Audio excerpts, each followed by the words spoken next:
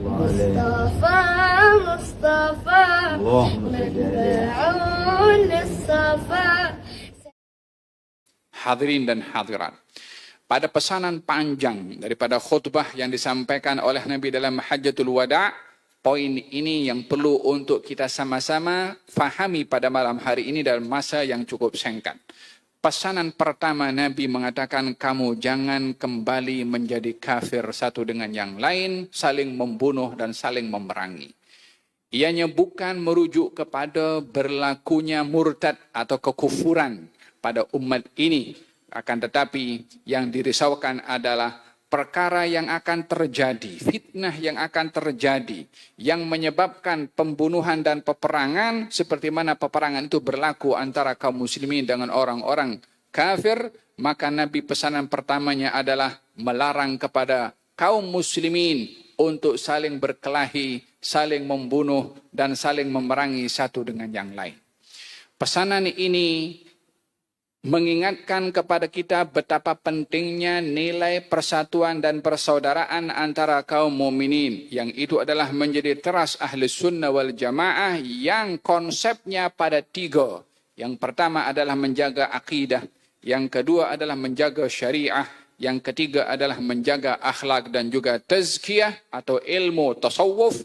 Ketiga-tiga ini adalah jantung kepada ahli sunnah wal jamaah, yang kalau dijaga ketiga-tiga ini, tak akan ada perselisihan, tak akan ada perbalahan, tidak akan ada pembunuhan atau perkelahian, walaupun dalam keadaan berbeza pandangan satu dengan yang lainnya, baik itu dalam syariah atau beberapa perkara yang terkait dengan cabang. Namun ianya adalah perbezaan yang saling dihormati, bukan saling berkelahi. Demikian pesanan Nabi SAW merujuk kepada satu sikap yang akan berlaku setelah wafatnya Rasulullah SAW, di mana peperangan akan terjadi, perkelahian akan terjadi, pertumpahan darah akan terjadi, disebabkan oleh kerana yang ditinggalkan oleh Nabi diketepikan, yang diamanahkan oleh Nabi diabaikan, yaitu cara memahami syariah bukan dengan cara yang diajarkan oleh Nabi SAW. Ahli sunnah wal jamaah menjaga akidah yang diwarisi daripada para sahabat yang belajar daripada Rasulullah, di mana pegangan ahli sunnah wal jamaah dalam akidah ini kepada Abu Hasan al-Ash'ari dan Abu Mansur al-Maturidi tidak pernah mengkafirkan sesiapa yang menghadap kepada kiblat, yang masih solat, yang masih mengucapkan la ilaha illallah Muhammadur Rasulullah. Konsep ahli sunnah wal jamaah tidak mudah mengkafirkan orang lain. Yang berlaku di zaman dahulu, peperangan demi peperangan, khususnya munculnya kaum Khawarij yang memerangi kepada pemerintahan yang sah dipimpin oleh Sayyidina Ali bin Abi Thalib. Salah satu sebabnya adalah keluar daripada konsep yang diajar oleh Nabi untuk tidak mengkafirkan sesiapa selagi masih solat dan mengucap la ilaha illallah. Satu hari baginda Rasulullah sallallahu alaihi wasallam didatangi oleh ramai kaum muslimin di rumahnya Itban bin Malik. Kemudian Nabi bertanya, bagaimana kabarnya Malik bin Ju'shum, salah seorang sahabat Nabi. Katanya, ya Rasulullah, dia itu orang munafik. Kata baginda Rasulullah, kenapa kamu berkata demikian? Bukankah dia mengucap la ilaha illallah Muhammadur Rasulullah? Kata sahabat itu mengatakan, ya Rasulullah, saya nampak dia selalu duduk dengan orang-orang munafik. Coba perhatikan pada hadis ini. Hadis dalam Bukhari. Ketika orang menuduh orang lain dengan munafik, Nabi menafikannya dengan mengatakan, bukankah dia mengucap la ilaha illallah Muhammadur Rasulullah? Ada kehormatan pada orang mengucap la ilaha illallah Muhammadur Rasulullah. Untuk tidak mudah dikafirkan. Untuk tidak mudah dikeluarkan daripada Islam. Berlaku satu ketika dahulu di zaman baginda Rasulullah SAW satu peperangan di mana satu sahabat berlawan dengan satu orang kafir. Orang kafir ini jatuh ketika ingin dihunuskan pedang, maka si kafir mengucapkan asyhadu an la ilaha illallah wa anna muhammadar rasulullah. Maka lelaki yang lain datang terus menghunuskan pedangnya kepada si kafir yang mengucap tadi. Berita sampai kepada Rasulullah. Kata menginginkan jawaban, ingin memberitahu betapa dahsyatnya perbuatan kamu menumpahkan seorang yang mengucap la ilaha illallah Muhammadur Rasulullah. Katanya, engkau dah belah dadanya dan tahu isi hatinya. Dia mengucap karena takut dengan pedang kamu. Dia tak boleh jawab. Engkau pergi, tak akan diampunkan engkau punya dosa. Apa yang akan engkau lakukan nanti dengan la ilaha illallah Muhammadur Rasulullah bila datang di hari kiamat nanti orang yang dibunuh tadi mengucap la ilaha illallah Muhammadur Rasulullah akan report kepada Allah Subhanahu wa taala apa yang sudah dilakukan oleh seseorang kepada orang yang mengucap la ilaha illallah Muhammadur Rasulullah. Lelaki tadi tak lama meninggal dunia, dikebumikan, dimuntahkan oleh bumi keesokan harinya. Ditanam lagi, dimuntahkan lagi kali yang kedua, 3 kali. Kemudian dipanggil dan Rasulullah datang, sesungguhnya bumi, kata Nabi, boleh menerima orang yang lebih teruk daripada perbuatan orang ini. Akan tetapi Allah ingin menunjukkan bagaimana kehormatan la ilaha illallah bagi mereka yang mengucapnya. Tidak mudah bagi seseorang untuk mengklaim, untuk menghukum kepada orang yang mengucap la ilaha illallah kafir. Orang dengan apa yang dilihat. Maka Nabi mengatakan, bukankah dia mengucap la ilaha illallah Muhammadur Rasulullah? Jangan sekali-kali menghukum orang dengan apa yang kita pandang. Karena kalau orang memegang cawan seperti ini yang warnanya agak kuning, orang boleh menilai itu apple, boleh menilai itu sirap, boleh menilai itu bir. Mungkin akan dilihat ini arak. Jadi mana yang akan dibenarkan bagi seseorang, mana hak orang nak kondem kepada orang lain dengan apa yang dilihat oleh matanya sendiri, apa yang dilihat oleh mata bukan menjadi sumber hukum kecuali dalam beberapa perkara. Seperti melihat anak bulan, ya. Tetapi dalam menghukum orang, menilai orang adalah ini orang yang begini dan begitu dengan apa yang dilihat tanpa melihat, tanpa dijadikan penglihatan dasar sebagai hukum, Ahli Sunnah wal Jamaah melarang perbuatan hal yang sedemikian. Oleh sebab itu, Baginda SAW menunjukkan pada hadis ini betapa kedudukan dengan perbuatan tuduhan itu yang bertentangan dengan akidah Ahlus Sunnah wal Jamaah berlaku saling menghujat, dan bahkan dahulu pernah berlaku peperangan demi peperangan melawan kepada Khawarij yang sikapnya adalah suka mengkafirkan orang, suka mengeluarkan orang daripada Islam. Dalam hadis, dalam sesirah dinyatakan, Sayyidina Ali hukum orang dengan persepsi dan pandangannya sahaja tanpa memberi ruang terbuka untuk menerima dan mendengar pendapat orang lain. Ya, kita berpegang dengan kitab Allah Al-Quranul Karim nomor 1. Ya, kita berpegang kepada Al-Hadis yang merupakan marji' reference yang kedua yang tersuci setelah Al-Quranul Karim. Dua ini tidak dapat diketepikan untuk kita menjadikan sumber hukum dalam segala tindakan yang akan dilakukan.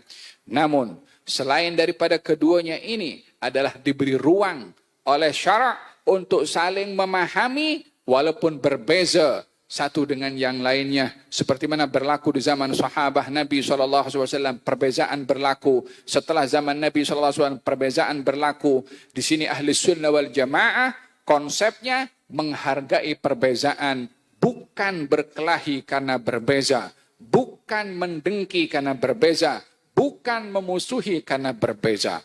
Pendapat Sayyidina Abu Bakar berbeza dengan Sayyidina Umar, tapi mereka saling meraihkan. Justru menjadi teladan bagi kita untuk berbeza, tapi saling meraihkan perbezaan. Yang berlaku kepada Khawarij, yang mengkafirkan Sayyidina Ali, mengkafirkan ramai para sahabat, maka adakah sikap kita mengkafirkan juga kepada mereka yang mengkafirkan kita? Ahli Sunnah wal Jamaah tidak mengkafirkan sesiapapun, hatta orang itu mengkafirkan kita. Sayyidina Ali bin Abi Thalib ditanya mengenai golongan Khawarij yang sedang menyusun kekuatan untuk memerangi Sayyidina Ali. Khawarij ketika memerangi Sayyidina Ali, bukan mereka tidak mempunyai matlamat. Mereka ada matlamat. Terutamanya matlamatnya adalah kuasa. Bukan mereka tak punya dasar untuk sampai kepada matlamatnya. Dasar mereka guna dengan Quran. Dasar mereka guna hadis. Tapi bukan mengikut pemahaman yang benar. Pemahaman hawa nafsu. Kata Sayyidina Ali bin Abi Thalib ketika ditanya tentang golongan Khawarij. Akuffarun haula? Wahai Amirul Mukminin, adakah Khawarij ini orang kafir? Sayyidina Ali menjawab, minal kufri farru. Mereka itu lari daripada kekufuran. Mereka bukan kafir, tak suka kepada kekafiran. Amunafiqun haula? Kalau begitu, adakah mereka ini golongan orang munafik? Katanya, orang munafik zikirnya sikit. Ini Khawarij zikirnya banyak. Problem para ideologi. Problem, krisis dalam pemahaman. Ilmu didapat secara cetek tanpa dia bertalaki dan berguru dengan orang yang benar untuk diambil ilmunya. Inna hadzal ilma dinun. Fanzuru amman ta'khuduna dinakum. Ini ilmu agama kamu. Selamatnya kamu dengan ilmu. Hendaklah kamu merhati daripada siapa kamu mengambil ilmu. Zaman ini yang penuh dengan fitnah, sumber ilmu pengetahuan hanya boleh ada kita punya handphone. Cari apa kita mau cari, kita boleh dapat semua maklumat. Semurah itukah ilmu agama? Sehingga bila dibandingkan dengan ilmu kedokteran atau ilmu manajemen atau ekonomi atau ilmu-ilmu yang memerlukan seorang itu masuk dalam lab untuk belajar betul-betul.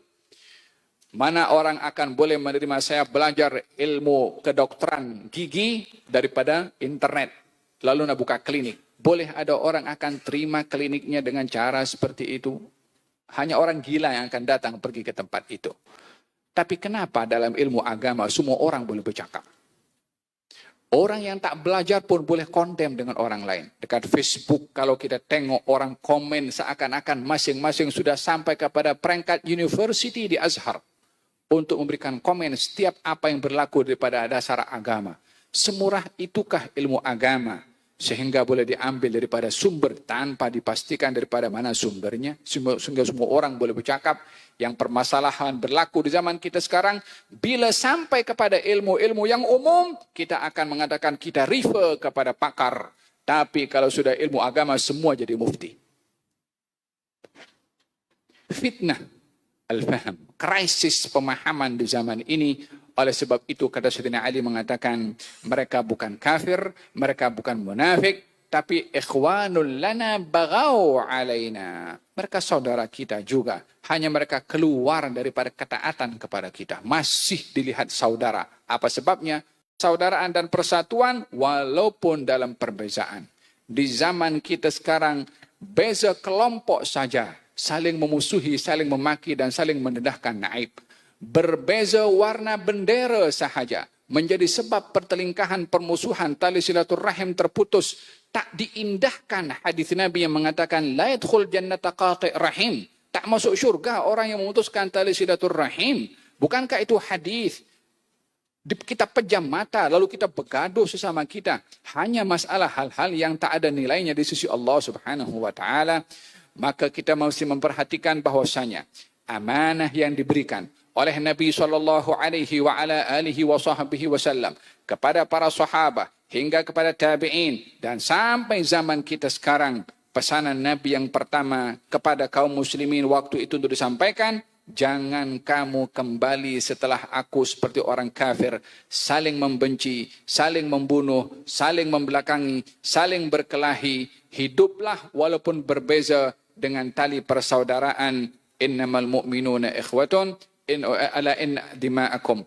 Darah-darah kamu, harta-harta kamu, dan juga kehormatan-kehormatan kamu haram kamu nodai satu dengan yang lain. Dia beza bendera dengan saya. Haram. Ini berbeza kelompok daripada saya. Haram kalau menodai kehormatan orang lain. Man satara musliman satarahullah. Orang yang tutup aib orang Islam akan ditutup aibnya oleh Allah. Maksudnya juga 4 madhab dalam syariahnya dan juga dipelopori oleh imam besar dalam aqidah, dalam at-tasawuf, Al-Imam Abu Hamid Al-Ghazali dan juga Sayyidul Taifah, Junaid ibn Muhammad, yang kesemua ini adalah merupakan jantung kepada Ahlus Sunnah wal Jamaah. Kaji akidah yang kita warisi daripada mereka.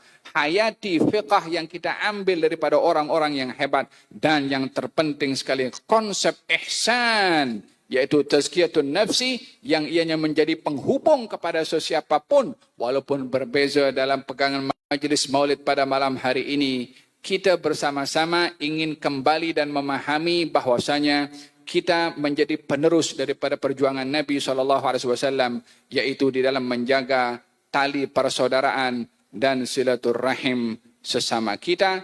Itu adalah menjadi dasar utama yang menghubungkan sesama kita. Walaupun berbeza dalam beberapa perkara, tapi jangan putus tali silaturahim.